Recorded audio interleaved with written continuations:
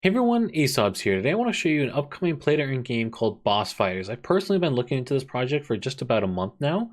Also, before we get into it, big shout out to Boss Fighters for sponsoring this video. Boss Fighters is actually sponsoring a whitelist giveaway, so be sure to stick till the end to hear how you guys can enter into that whitelist giveaway opportunity. Boss Fighters is actually a really interesting multiplayer experience where one player using VR actually controls the big boss that you guys are going to see going through the background here. On the other side, you have a group of players that are trying to defeat the boss. I think this is kind of a cool concept, honestly, to be able to have a boss battle that isn't just simply AI, that tends to be somewhat easy or extremely difficult, whereas this is a player using VR to control the boss. I think that's going to add some really interesting gameplay elements. There's also some really interesting physics in this game, as you guys can see by the clip going on in the background right now. There's somewhat of a ragdoll effect and some interesting physics effects that can make this game really entertaining to throw people around if you're playing as the boss, or be thrown around if you're a player. As you guys can also see, this is a Solana-based action game. As we keep looking through some of the key points, there's a few other things I'd like to point out for you guys. Now, the first is their interesting take on a play-to-earn model. So the game actually is free to play, as you guys can see right here, but you can also be able to use NFTs and things like that to actually earn from playing the game. So I think this is kind of a unique opportunity here where there's a really easy barrier of entry if you want to. However, if you want to flex and show off, you could have NFT integration, which I think is something that'll be really interesting to see how this progresses. There will, of course, also be large prize pools as we see in other games. Something else that I think is really interesting here is this watch to earn concept. I think this is going to be a really interesting way to play out because they're basically trying to make this almost like a gladiator arena, a stadium, maybe a Hunger Games esque. There's a couple different ways you could look at this, but I think this is going to be really interesting to see how they integrate it. I was hearing basically they'd be able to integrate so then viewers of, let's say, a tournament could actually donate to spawn in weapons for players or something like that. I think that could be actually really awesome to play where you can get the viewership involved in the game. The first NFT set is going to be the Boss Fighter Club NFTs. These are minting on April 22nd, so it's coming up somewhat soon. Obviously not financial advice, but if you guys are interested in this project and you want to get into it, obviously you could do a free to play, but if you want to flex some really cool skins that do come with some perks, this is something to consider and try and get into as soon as possible. Again, here are some of those perks that are listed. One of the main ones is basically flexing that, as well as potentially some free airdrops in the future and early access to some of the game features as they come out. Now, when we take a look at the light paper, I want to first highlight one of the concerns I do have with Boss Fighters. That's when it comes down to the boss playing VR and being required to use VR to play as the boss.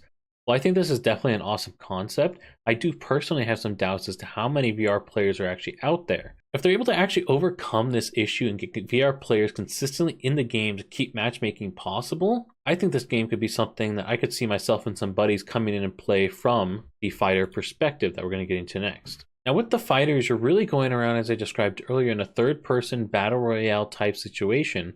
We're trying to actually loot up different weapons, ammunition, stuff like that, to try and take out the boss. I think this is a really fun concept and unique spin on something like a battle royale. Again, where you're actually fighting a player-controlled boss. Now, here are some of the interesting options that they have for this watch to earn model I think is pretty cool.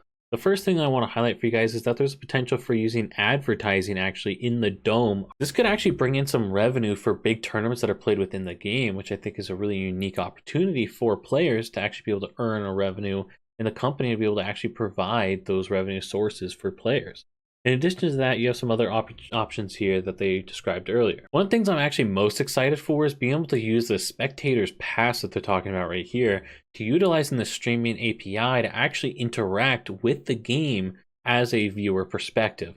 I think that's something that's going to be really unique. I mean, imagine watching some of your favorite streamers do a big battle in a boss fight and then spawning in rocket launchers for them or something like that and donating to them to spawn in rocket launchers. I think that's something that could be a really awesome feature to actually help get the engagement of the viewer. As I mentioned earlier, Boss Fighter is going to be giving away 3 whitelist spots on this video.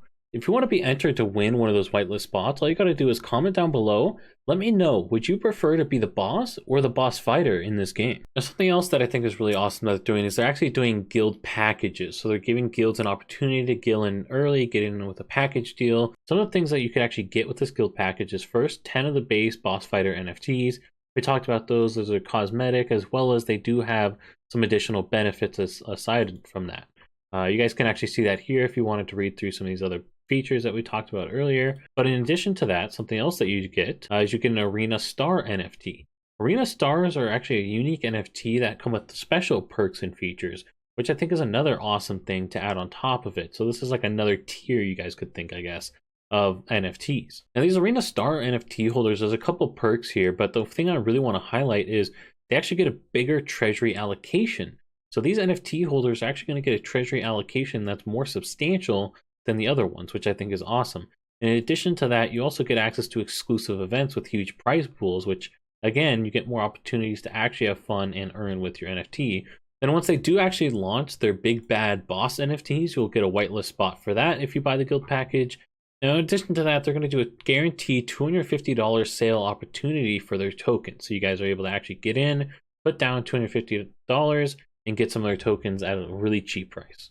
Here's actually their tokenomics model, and something that I find interesting is one, when they actually launch the token, the market cap is going to be fairly low, which I think is an awesome opportunity that personally I'm looking forward to. Of course, not financial advice, and you guys are going to have to do your own research about this project because there's a lot of things I just can't cover, but that's something I'm interested in, is that very low market cap right off the bat, as well as these slow vesting schedules.